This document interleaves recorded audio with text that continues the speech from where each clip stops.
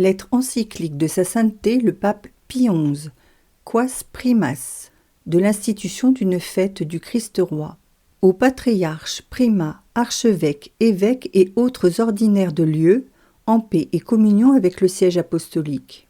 1. Dans la première encyclique, qu'au début de notre pontificat, nous adressions aux évêques du monde entier, nous recherchions la cause intime des calamités contre lesquelles, sous nos yeux, se débat accablé le genre humain. Or, il nous en souvient, nous proclamions ouvertement deux choses. L'une, que ce débordement de mots sur l'univers provenait de ce que la plupart des hommes avaient écarté Jésus-Christ et sa loi très sainte des habitudes de leur vie individuelle, aussi bien que de leur vie familiale et de leur vie publique.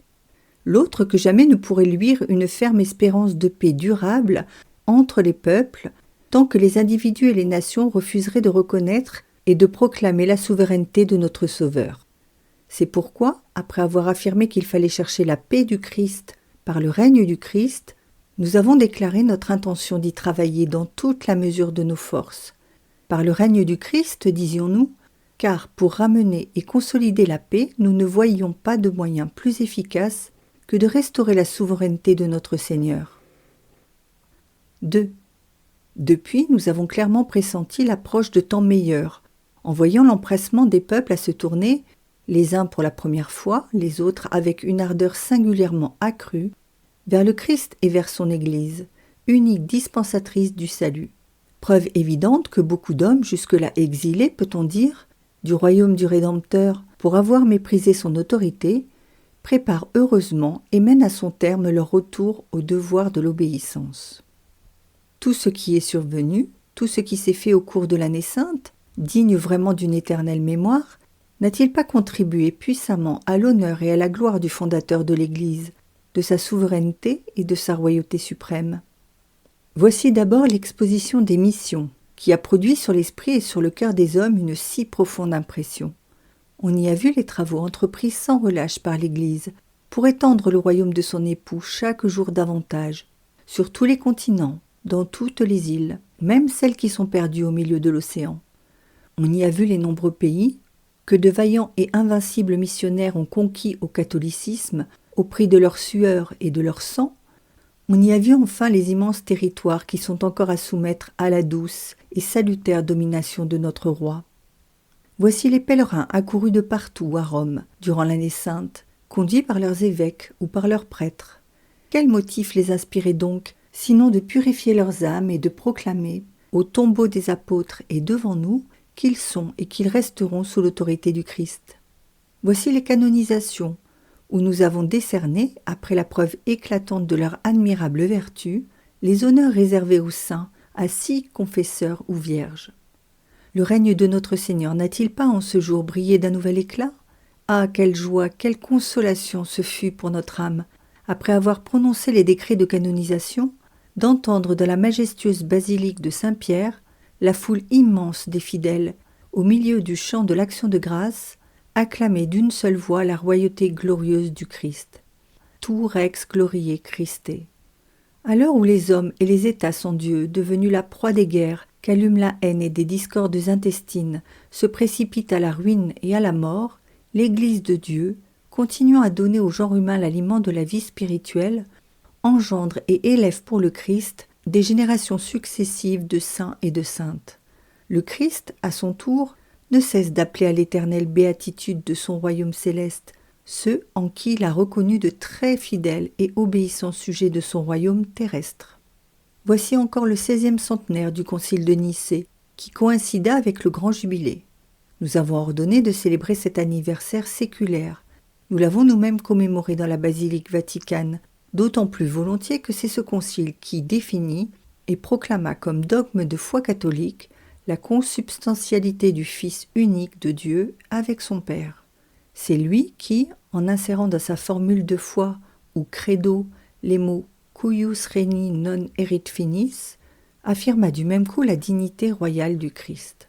Ainsi donc, puisque cette année sainte a contribué en plus d'une occasion à mettre en lumière la royauté du Christ, nous croyons accomplir un acte des plus conformes à notre charge apostolique en accédant aux suppliques individuelles ou collectives de nombreux cardinaux, évêques ou fidèles. Nous clôturerons donc cette année par l'introduction dans la liturgie de l'Église d'une fête spéciale en l'honneur de notre Seigneur Jésus-Christ, Roi. Ce sujet, vénérables frères, nous tient à ce point à cœur que nous désirons vous en entretenir quelques instants.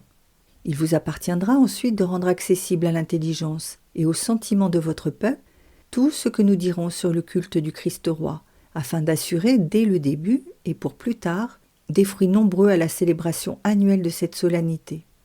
4. Depuis longtemps, dans le langage courant, on donne au Christ le titre de roi, au sens métaphorique. Il l'est, en effet, par l'éminence et suprême perfection dont il surpasse toutes les créatures.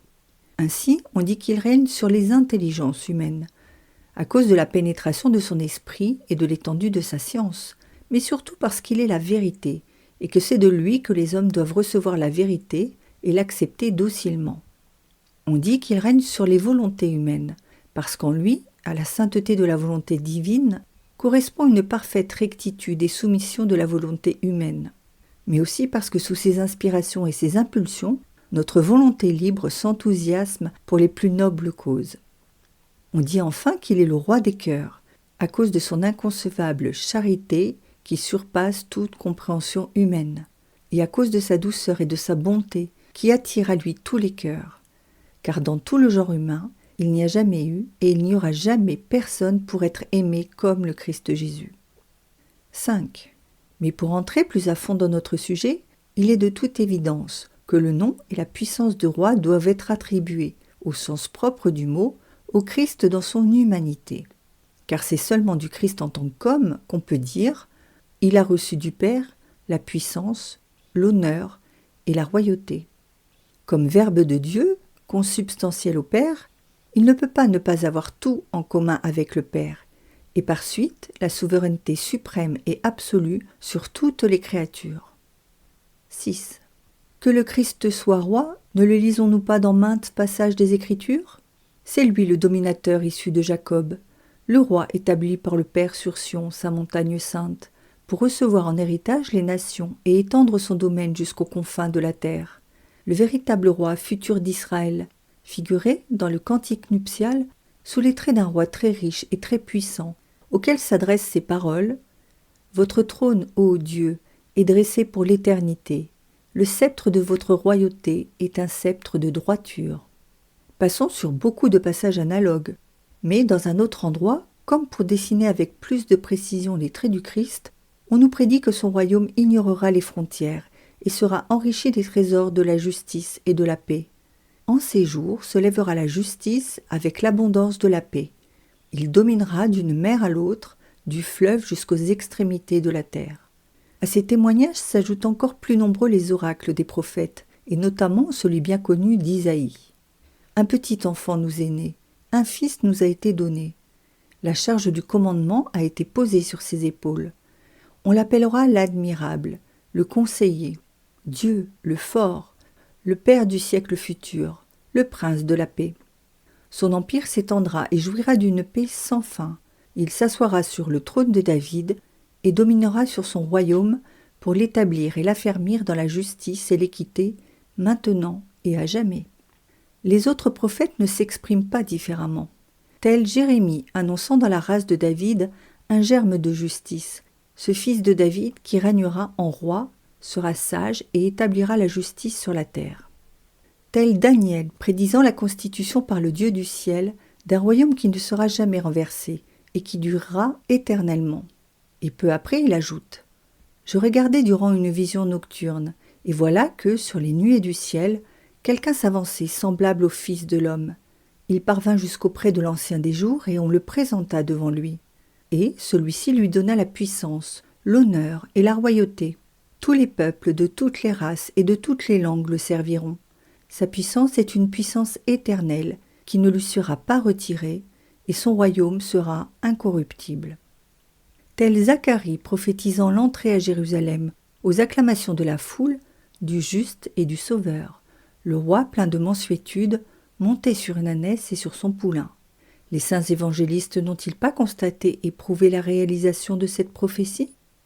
Cette doctrine du Christ roi, nous venons de l'esquisser d'après les livres de l'Ancien Testament, Mais tant s'en faut qu'elle disparaisse dans les pages du Nouveau. Elle y est au contraire confirmée d'une manière magnifique et en termes splendides. Rappelons seulement le message de l'archange apprenant à la Vierge qu'elle engendrera un fils, qu'à ce fils le Seigneur Dieu donnera le trône de David, son père, qu'il régnera éternellement sur la maison de Jacob et que son règne n'aura point de fin. Écoutons maintenant les témoignages du Christ lui-même sur sa souveraineté. Dès que l'occasion se présente, dans son dernier discours au peuple sur les récompenses ou les châtiments réservés dans la vie éternelle aux justes ou aux coupables, dans sa réponse au gouverneur romain, lui demandant publiquement s'il était roi, après sa résurrection, quand il confie aux apôtres la charge d'enseigner et de baptiser toutes les nations, il revendique le titre de roi. Il proclame publiquement qu'il est roi. Il déclare solennellement que toute puissance lui a été donnée au ciel et sur la terre. Qu'entend-il par là sinon affirmer l'étendue de sa puissance et l'immensité de son royaume?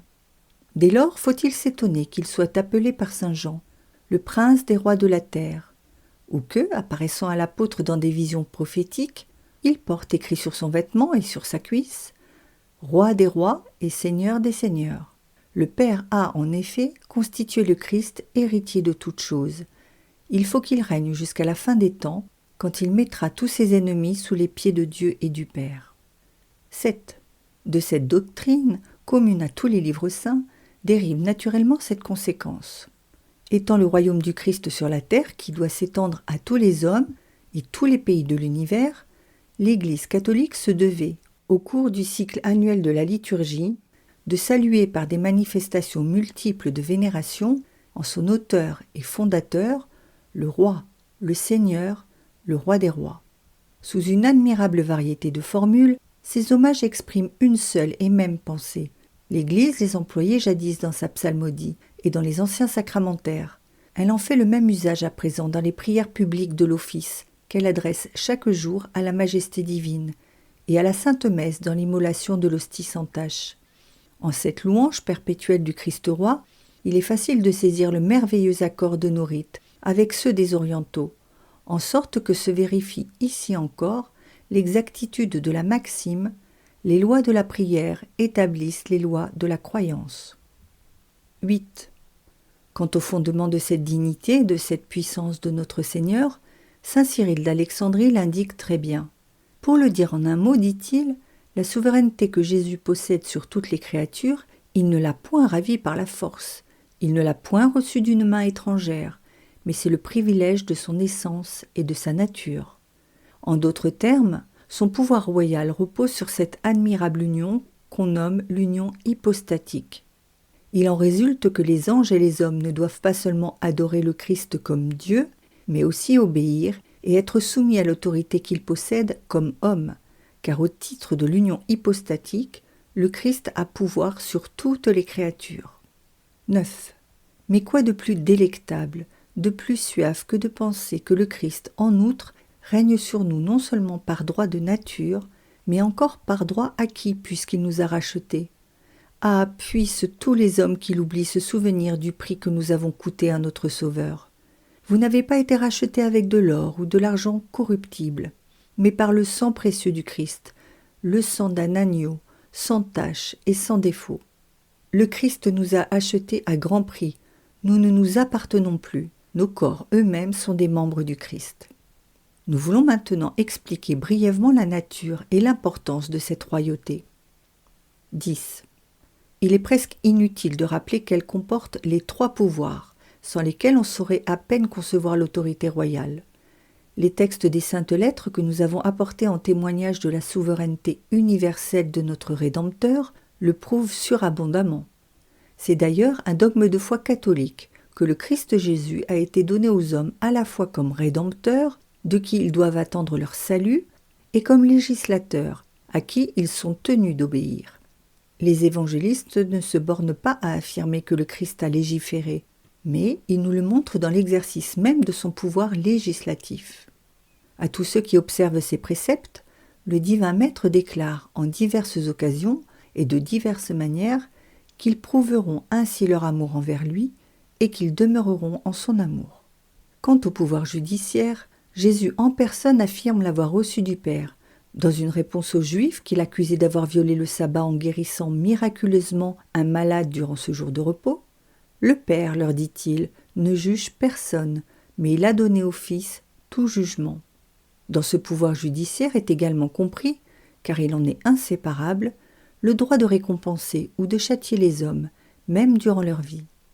Il faut encore attribuer au Christ le pouvoir exécutif, car tous, inéluctablement, doivent être soumis à son empire. Personne ne pourra éviter, s'il est rebelle, la condamnation et les supplices que Jésus a annoncés. 11. Toutefois, ce royaume est avant tout spirituel et concerne avant tout l'ordre spirituel. Les paroles de la Bible que nous avons rapportées plus haut en sont une preuve évidente, que vient confirmer à maintes reprises l'attitude du Christ Seigneur. Quand les Juifs et même les apôtres s'imaginent à tort que le Messie affranchira son peuple et restaurera le royaume d'Israël, il détruit cette illusion et leur enlève ce vain espoir. Lorsque la foule qui l'entoure veut, dans son enthousiasme, le proclamer roi, il se dérobe à ce titre et à ses honneurs par la fuite et en se tenant caché. Devant le gouverneur romain encore, il déclare que son royaume n'est pas de ce monde. Dans ce royaume, tel que nous le dépeignent les évangiles, les hommes se préparent à entrer en faisant pénitence. Personne ne peut y entrer sans la foi et sans le baptême. Mais le baptême, tout en étant un rite extérieur, figure et réalise une régénération intime. Ce royaume s'oppose uniquement au royaume de Satan et à la puissance des ténèbres. À ses adeptes, il demande non seulement de détacher leur cœur des richesses et des biens terrestres, de pratiquer la douceur et d'avoir faim et soif de la justice, mais encore de se renoncer eux-mêmes et de porter leur croix. C'est pour l'Église que le Christ, comme Rédempteur, a versé le prix de son sang. C'est pour expier nos péchés que, comme prêtre, il s'est offert lui-même et s'offre perpétuellement comme victime. Qui ne voit que sa charge royale doit revêtir le caractère spirituel et participer à la nature supraterrestre de cette double fonction. 12. D'autre part, ce serait une erreur grossière de refuser au Christ homme la souveraineté sur les choses temporelles, quelles qu'elles soient. Il tient du Père sur les créatures un droit absolu, lui permettant de disposer à son gré de toutes ces créatures. Néanmoins, tant qu'il a vécu sur terre, il s'est totalement abstenu d'exercer cette domination terrestre. Il a dédaigné la possession et l'administration des choses humaines, abandonnant ce soin à leurs possesseurs. Ce qu'il a fait alors, il le continue aujourd'hui. Pensée exprimée d'une manière fort heureuse dans la liturgie. Il ne ravit point les diadèmes éphémères, celui qui distribue les couronnes du ciel. 13. Ainsi donc, le souverain domaine de notre Rédempteur embrasse la totalité des hommes. Sur ce sujet, nous faisons volontiers nôtres les paroles de notre prédécesseur, Léon XIII, d'immortelle mémoire. Son empire ne s'étend pas exclusivement aux nations catholiques, ni seulement aux chrétiens baptisés, qui appartiennent juridiquement à l'Église, même s'ils sont égarés loin d'elle par des opinions erronées ou séparés de sa communion par le schisme, il embrasse également et sans exception tous les hommes, même étrangers à la foi chrétienne, de sorte que l'empire du Christ Jésus, c'est en stricte vérité l'universalité du genre humain. Et à cet égard, il n'y a lieu de faire aucune différence entre les individus, les familles et les États, car les hommes ne sont pas moins soumis à l'autorité du Christ dans leur vie collective que dans leur vie privée. Il est l'unique source du salut, de celui des sociétés comme de celui des individus. Il n'existe de salut en aucun autre nom ici-bas n'a été donné aux hommes qu'il leur faille invoquer pour être sauvés. Il est l'unique auteur pour l'État comme pour chaque citoyen de la prospérité et du vrai bonheur. La cité ne tient pas son bonheur d'une autre source que les particuliers, vu qu'une cité n'est pas autre chose qu'un ensemble de particuliers unis en société. Les chefs d'État ne sauraient donc refuser de rendre, en leur nom personnel et avec tout leur peuple, des hommages publics de respect et de soumission à la souveraineté du Christ. Tout en sauvegardant leur autorité, ils travailleront ainsi à promouvoir et à développer la prospérité nationale. 14. Au début de notre pontificat, nous déplorions combien sérieusement avait diminué le prestige du droit et le respect dû à l'autorité. Ce que nous écrivions alors n'a perdu dans le temps présent ni de son actualité ni de son à-propos. Dieu et Jésus-Christ ayant été exclus de la législation et des affaires publiques, et l'autorité ne tenant plus son origine de Dieu, mais des hommes, il arriva que les bases mêmes de l'autorité furent renversées, dès lors qu'on supprimait la raison fondamentale du droit de commander pour les uns, du devoir d'obéir pour les autres. Inéluctablement, il s'en est suivi un ébranlement de la société humaine tout entière, désormais privée de soutien et d'appui solide. Si les hommes venaient à reconnaître l'autorité royale du Christ dans leur vie privée et dans leur vie publique, des bienfaits incroyables, une juste liberté, l'ordre et la tranquillité, la concorde et la paix, se répandraient infailliblement sur la société tout entière. En imprimant à l'autorité des princes et des chefs d'État un caractère sacré, la dignité royale de notre Seigneur ennoblit du même coup les devoirs et la soumission des citoyens. Au point que l'apôtre saint Paul, après avoir ordonné aux femmes mariées et aux esclaves de révérer le Christ dans la personne de leur mari et dans celle de leur maître, leur recommandait néanmoins de leur obéir non servilement, comme à des hommes, mais uniquement en esprit de foi, comme à des représentants du Christ. Car il est honteux, quand on a été racheté par le Christ, d'être soumis servilement à un homme. Vous avez été rachetés un grand prix, ne soyez plus soumis servilement à des hommes. Si les princes et les gouvernants légitimement choisis étaient persuadés qu'ils commandent bien moins en leur propre nom qu'au nom et à la place du divin roi, il est évident qu'ils useraient de leur autorité avec toute la vertu et la sagesse possible. Dans l'élaboration et l'application des lois, quelle attention ne donneraient-ils pas au bien commun et à la dignité humaine de leurs subordonnés ? 15. Alors on verrait l'ordre et la tranquillité s'épanouir et se consolider. Toute cause de révolte se trouverait écartée. Tout en reconnaissant dans le prince et les autres dignitaires de l'État des hommes comme les autres, ses égaux par la nature humaine, en les voyant même pour une raison ou pour une autre incapables ou indignes, le citoyen ne refuserait point pour autant de leur obéir quand il observerait qu'en leur personne s'offre à lui l'image et l'autorité du Christ, Dieu et homme. Alors les peuples goûteraient les bienfaits de la concorde et de la paix. Plus loin s'étend un royaume, plus il embrasse l'universalité du genre humain, plus aussi, c'est incontestable, les hommes prennent conscience du lien mutuel qui les unit. Cette conscience préviendrait et empêcherait la plupart des conflits. En tout cas, elle adoucirait et atténuerait leur violence. Pourquoi donc, si le royaume du Christ s'étendait de fait, comme il se tend en droit à tous les hommes, pourquoi désespérer de cette paix que le roi pacifique est venu apporter sur la terre ? Il est venu tout réconcilier. Il n'est pas venu pour être servi, mais pour servir. Maître de toute créature, il a donné lui-même l'exemple de l'humilité et a fait de l'humilité, jointe au précepte de la charité, sa loi principale. Il a dit encore « Mon joug est doux à porter et le poids de mon autorité léger. » 16. Oh, qui dira le bonheur de l'humanité si tous, individus, familles, États, se laissaient gouverner par le Christ. Alors, enfin, pour reprendre les paroles que notre prédécesseur Léon XIII adressait il y a 25 ans aux évêques de l'univers, il serait possible de guérir tant de blessures. Tout droit retrouverait, avec sa vigueur native, son ancienne autorité. La paix réapparaîtrait avec tous ses bienfaits. Les glaives tomberaient et les armes glisseraient des mains. Le jour où tous les hommes accepteraient de bon cœur la souveraineté du Christ, obéiraient à ses commandements, et où toute langue confesserait que le Seigneur Jésus-Christ est dans la gloire de Dieu le Père. 17. Pour que la société chrétienne bénéficie de tous ces précieux avantages et qu'elle les conserve, il faut faire connaître le plus possible la doctrine de la dignité royale de notre Sauveur. Or, aucun moyen ne semble mieux assurer ce résultat que l'institution d'une fête propre et spéciale en l'honneur du Christ roi. Car, pour pénétrer le peuple des vérités de la foi et le lever ainsi aux joies de la vie intérieure, les solennités annuelles des fêtes liturgiques sont bien plus efficaces que tous les documents, même les plus graves, du magistère ecclésiastique. Ceux-ci n'atteignent habituellement que le petit nombre et les plus cultivés. Celles-là touchent et instruisent tous les fidèles. Les uns, si l'on peut dire, ne parlent qu'une fois. Les autres le font chaque année et à perpétuité. Et si les derniers s'adressent surtout à l'intelligence, les premières étendent leur influence salutaire au cœur et à l'intelligence. donc à l'homme tout entier. Composé d'un corps et d'une âme, l'homme a besoin des manifestations solennelles des jours de fête pour être saisi et impressionné.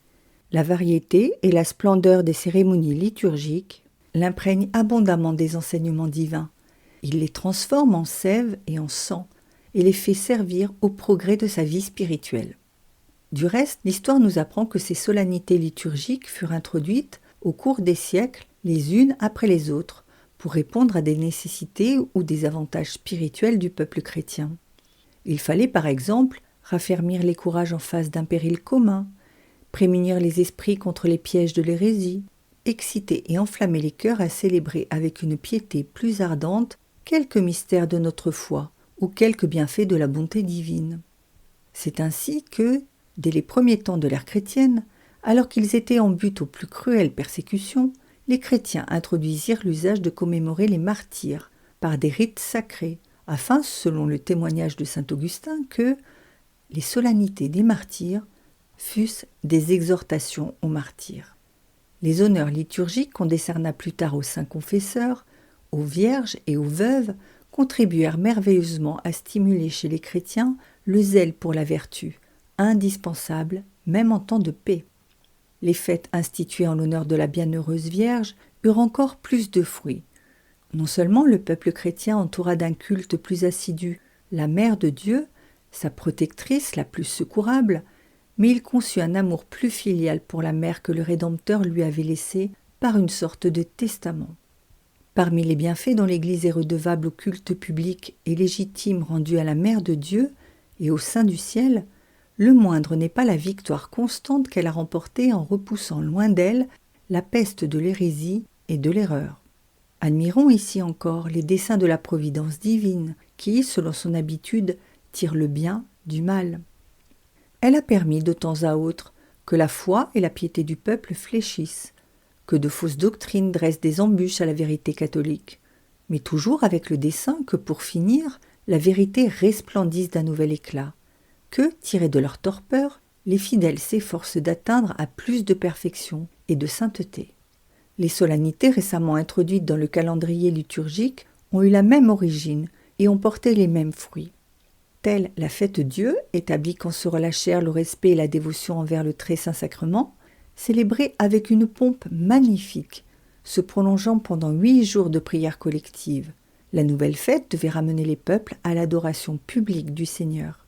Telle encore la fête du Sacré-Cœur de Jésus, instituée à l'époque où, abattus et découragés par les tristes doctrines et le sombre rigorisme du jansénisme, les fidèles sentaient leur cœur glacé et en bannissaient tout sentiment d'amour désintéressé de Dieu ou de confiance dans le Rédempteur. 18. C'est ici notre tour de pourvoir aux nécessités des temps présents, d'apporter un remède efficace à la peste qui a corrompu la société humaine. Nous le faisons en prescrivant à l'univers catholique le culte du Christ roi. La peste de notre époque, c'est le laïcisme, ainsi qu'on l'appelle, avec ses erreurs et ses entreprises criminelles. Comme vous le savez, vénérables frères, ce fléau n'est pas apparu brusquement. Depuis longtemps, il couvait au sein des États. On commença, en effet, par nier la souveraineté du Christ sur toutes les nations. On refusa à l'Église le droit, conséquence du droit même du Christ, d'enseigner le genre humain, de porter des lois, de gouverner les peuples en vue de leur béatitude éternelle. Puis, peu à peu, on assimila la religion du Christ aux fausses religions, et, sans la moindre honte, on la plaça au même niveau. On la soumit ensuite à l'autorité civile, et on la livra pour ainsi dire au bon plaisir des princes et des gouvernants. Certains allèrent jusqu'à vouloir substituer à la religion divine une religion naturelle ou un simple sentiment de religiosité. Il se trouva même des États qui crurent pouvoir se passer de Dieu et firent consister leur religion dans l'irreligion et l'oubli conscient et volontaire de Dieu. Les fruits très amers qu'apportait si souvent et d'une manière si persistante cette apostasie des individus et des États désertant le Christ, nous les avons déplorés dans l'encyclique Ubi Arcano. Nous les déplorons de nouveau aujourd'hui. Fruit de cette apostasie, les germes de haine semés de tous côtés, les jalousies et les rivalités entre les peuples, qui entretiennent les querelles internationales et retardent, actuellement encore, l'avènement d'une paix de réconciliation. Les ambitions effrénées qui se couvrent bien souvent du masque de l'intérêt public et de l'amour de la patrie, avec leurs tristes conséquences. Les discordes civiles, un égoïsme aveugle et démesuré qui, ne poursuivant que les satisfactions et les avantages personnels, apprécie toute chose à la mesure de son propre intérêt. Fruit encore de cette apostasie, la paix domestique bouleversée par l'oubli des devoirs et l'insouciance de la conscience, l'union et la stabilité des familles chancelantes, toute la société, enfin, ébranlée et menacée de ruine. 19. La fête, désormais annuelle du Christ-Roi, nous donne le plus vif espoir de hâter le retour si désirable de l'humanité à son très affectueux Sauveur. Ce serait assurément le devoir des catholiques, de préparer et de hâter ce retour par une action diligente. Mais il se fait que beaucoup d'entre eux ne possèdent pas dans la société le rang ou l'autorité qui sied aux apologistes de la vérité. Peut-être faut-il attribuer ce désavantage à l'indolence ou à la timidité des bons. Ils s'abstiennent de résister, ou ne le font que mollement. Les adversaires de l'Église en retirent fatalement un surcroît de prétention et d'audace. Mais du jour où l'ensemble des fidèles comprendront qu'il leur faut combattre, vaillamment et sans relâche sous les étendards du Christ-Roi, le feu de l'apostolat enflammera les cœurs. Tous travailleront à réconcilier avec leur Seigneur les âmes qui l'ignorent ou qui l'ont abandonné. Tous s'efforceront de maintenir inviolés ses droits. Mais il y a plus. Une fête célébrée chaque année chez tous les peuples en l'honneur du Christ-Roi sera souverainement efficace pour incriminer et réparer en quelque manière cette apostasie publique, si désastreuse pour la société qu'a engendré le laïcisme. Dans les conférences internationales et dans les parlements, on couvre d'un lourd silence le nom très doux de notre Rédempteur. Plus cette conduite est indigne et plus haut doivent monter nos acclamations. Plus doit être propagée la déclaration des droits que confère au Christ sa dignité et son autorité royale. Ajoutons que, depuis les dernières années du siècle écoulé, les voies furent merveilleusement préparées à l'institution de cette fête. Chacun connaît les arguments savants, les considérations lumineuses apportées en faveur de cette dévotion par une foule d'ouvrages édités dans les langues les plus diverses et sur tous les points de l'univers. Chacun sait que l'autorité et la souveraineté du Christ ont déjà été reconnues par la pieuse coutume de familles, presque innombrables, se vouant et se consacrant au Sacré-Cœur de Jésus. Et non seulement des familles, mais des États et des royaumes ont observé cette pratique. Bien plus, sur l'initiative et sous la direction de Léon XIII, le genre humain tout entier fut consacré à ce divin cœur au cours de l'année sainte 1900. Nous ne saurions passer sous silence les congrès eucharistiques que notre époque a vu se multiplier en si grand nombre.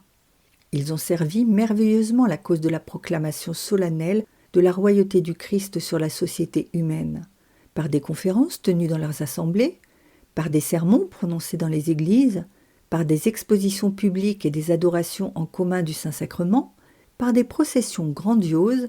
Ces congrès réunis dans le but d'offrir à la vénération et aux hommages des populations d'un diocèse, d'une province, d'une nation ou même du monde entier, le Christ-Roi se cachant sous les voiles eucharistiques, célèbre le Christ comme le roi que les hommes ont reçu de Dieu. Ce Jésus, que les impies ont refusé de recevoir quand il vint en son royaume, on peut dire, en toute vérité, que le peuple chrétien, mu par une inspiration divine, va l'arracher au silence et pour ainsi dire à l'obscurité des temples, pour le conduire, tel un triomphateur, par les rues des grandes villes et le rétablir dans tous les droits de sa royauté.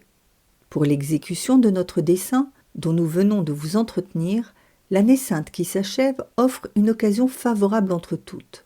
Elle vient de rappeler à l'esprit et au cœur des fidèles ces biens célestes qui dépassent tout sentiment naturel. Dans son infinie bonté, Dieu a enrichi les uns à nouveau du don de sa grâce.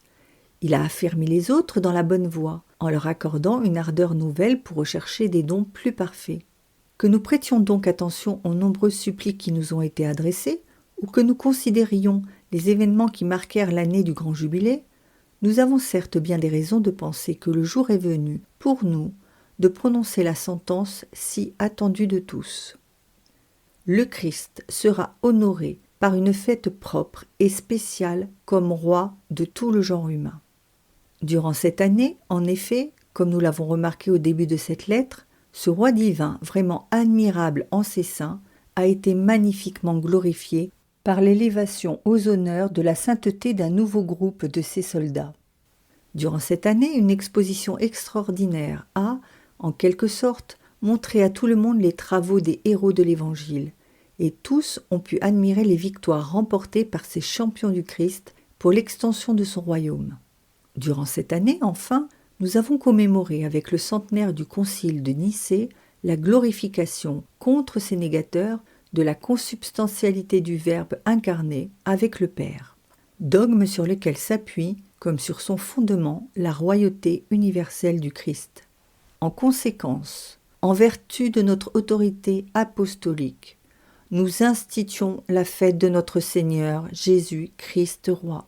Nous ordonnons qu'elle soit célébrée dans le monde entier, chaque année, le dernier dimanche d'octobre, c'est-à-dire celui qui précède immédiatement la solennité de la Toussaint. Nous prescrivons également que chaque année, en ce même jour, on renouvelle la consécration du genre humain au Sacré-Cœur de Jésus, consécration dont notre prédécesseur, Pie X, de sainte mémoire, avait déjà ordonné le renouvellement annuel. Toutefois, pour cette année, nous voulons que cette rénovation soit faite le 31 de ce mois.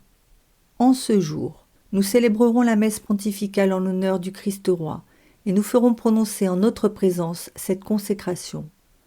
Nous ne croyons pas pouvoir mieux et plus heureusement terminer l'année sainte, ni témoigner plus éloquemment au Christ, Roi immortel des siècles, notre reconnaissance, comme celle de tout l'univers catholique dont nous nous faisons aussi l'interprète, pour les bienfaits accordés en cette période de grâce à nous-mêmes, à l'Église et à toute la catholicité. Il est inutile, vénérables frères, de vous expliquer longuement pourquoi nous avons institué une fête du Christ Roi, distincte des autres solennités qui font ressortir et glorifient, dans une certaine mesure, sa dignité royale. Il suffit pourtant d'observer que si toutes les fêtes de notre Seigneur ont le Christ comme objet matériel, suivant l'expression consacrée par les théologiens, cependant leur objet formel n'est d'aucune façon, soit en fait, soit dans les termes, la royauté du Christ. En fixant la fête un dimanche, nous avons voulu que le clergé ne fût pas seul à rendre ses hommages au divin roi par la célébration du Saint-Sacrifice et la récitation de l'office, mais que le peuple, dégagé de ses occupations habituelles et animé d'une joie sainte, put donner un témoignage éclatant de son obéissance au Christ comme à son maître et à son souverain. Enfin, plus que tout autre, le dernier dimanche d'octobre nous a paru désigné pour cette solennité. Il clôt à peu près le cycle de l'année liturgique. De la sorte, les mystères de la vie de Jésus-Christ, commémorés au cours de l'année, trouveront dans la solennité du Christ Roi comme leur achèvement et leur couronnement. Et avant de célébrer la gloire de tous les saints, la liturgie proclamera et exaltera la gloire de celui qui triomphe en tous les saints et tous les élus. Il est de notre devoir, vénérables frères, comme de votre ressort, de faire précéder la fête annuelle par une série d'instructions données en des jours déterminés dans chaque paroisse. Le peuple sera instruit et renseigné exactement sur la nature, la signification et l'importance de cette fête. Les fidèles régleront dès lors et organiseront leur vie de manière à la rendre digne de sujets loyalement et amoureusement soumis à la souveraineté du divin roi. 20. Au terme de cette lettre, nous voudrions encore, vénérables frères, vous exposer brièvement les fruits que nous nous promettons et que nous espérons fermement, tant pour l'Église et la société civile que pour chacun des fidèles, de ce culte public rendu au Christ Roi. L'obligation d'offrir les hommages que nous venons de dire à l'autorité souveraine de notre Maître ne peut manquer de rappeler aux hommes les droits de l'Église. Instituée par le Christ sous la forme organique d'une société parfaite, en vertu de ce droit originel, elle ne peut abdiquer la pleine liberté et l'indépendance complète à l'égard du pouvoir civil. Elle ne peut dépendre d'une volonté étrangère dans l'accomplissement de sa mission divine d'enseigner, de gouverner et de conduire au bonheur éternel tous les membres du royaume du Christ. Bien plus, l'État doit procurer une liberté semblable aux ordres et aux congrégations de religieux des deux sexes. Ce sont les auxiliaires les plus fermes des pasteurs de l'Église. ceux qui travaillent le plus efficacement à étendre et à affermir le royaume du Christ, d'abord en engageant la lutte par la profession des 3 vœux de religion contre le monde et ses 3 concupiscences. Ensuite, du fait d'avoir embrassé un état de vie plus parfait, en faisant resplendir aux yeux de tous, avec un éclat continu et chaque jour grandissant, cette sainteté dont le divin fondateur a voulu faire une note distinctive de la véritable Église. 21.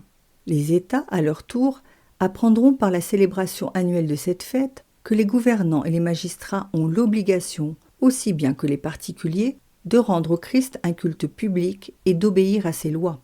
Les chefs de la société civile se rappelleront de leur côté le dernier jugement, où le Christ accusera ceux qui l'ont expulsé de la vie publique, mais aussi ceux qui l'ont dédaigneusement mis de côté ou ignoré, et punira de pareils outrages par les châtiments les plus terribles. Car sa dignité royale exige que l'État tout entier se règle sur les commandements de Dieu et les principes chrétiens, dans l'établissement des lois, dans l'administration de la justice, dans la formation intellectuelle et morale de la jeunesse, qui doit respecter la saine doctrine et la pureté des mœurs. 22. Quelle énergie encore, quelle vertu pourront puiser les fidèles dans la méditation de ces vérités, pour modeler leurs esprits suivant les véritables principes de la vie chrétienne. Si tout pouvoir a été donné au Christ Seigneur dans le ciel et sur la terre, si les hommes rachetés par son sang très précieux deviennent à un nouveau titre les sujets de son empire, si enfin cette puissance embrasse la nature humaine tout entière, on doit évidemment conclure qu'aucune de nos facultés ne peut se soustraire à cette souveraineté. Il faut donc qu'il règne sur nos intelligences. Nous devons croire, avec une complète soumission, d'une adhésion ferme et constante, les vérités révélées et les enseignements du Christ. Il faut qu'il règne sur nos volontés. Nous devons observer les lois et les commandements de Dieu. Il faut qu'il règne sur nos cœurs. Nous devons sacrifier nos affections naturelles et aimer Dieu par-dessus toute chose, et nous attacher à lui seul. Il faut qu'il règne sur nos corps et sur nos membres. Nous devons les faire servir d'instruments, ou, pour emprunter le langage de l'apôtre saint Paul, d'armes de justice offertes à Dieu, pour entretenir la sainteté intérieure de nos âmes. Voilà des pensées qui, proposées à la réflexion des fidèles et considérées attentivement, les entraîneront aisément vers la perfection la plus élevée. Plaise à Dieu, vénérables frères, que les hommes qui vivent hors de l'Église recherchent et acceptent pour leur salut le joug suave du Christ. Quant à nous tous qui, par un dessein de la divine miséricorde, habitons sa maison, fasse le ciel que nous portions ce joug non pas à contre-cœur, mais ardemment, amoureusement, saintement. Ainsi nous récolterons les heureux fruits d'une vie conforme aux lois du royaume divin. Reconnus par le Christ pour de bons et fidèles serviteurs de son royaume terrestre, nous participerons ensuite avec lui à la félicité et à la gloire sans fin de son royaume céleste. Agréez, vénérables frères, à l'approche de la fête de Noël, ce présage et ce vœu comme un témoignage de notre paternelle affection. Et recevez la bénédiction apostolique, gage des faveurs divines, que nous vous accordons de grand cœur, à vous, vénérables frères, à votre clergé et à votre peuple. Donné à Rome, près Saint-Pierre, le 11 décembre de l'année sainte 1925, la 4e de notre pontificat. Pie XI,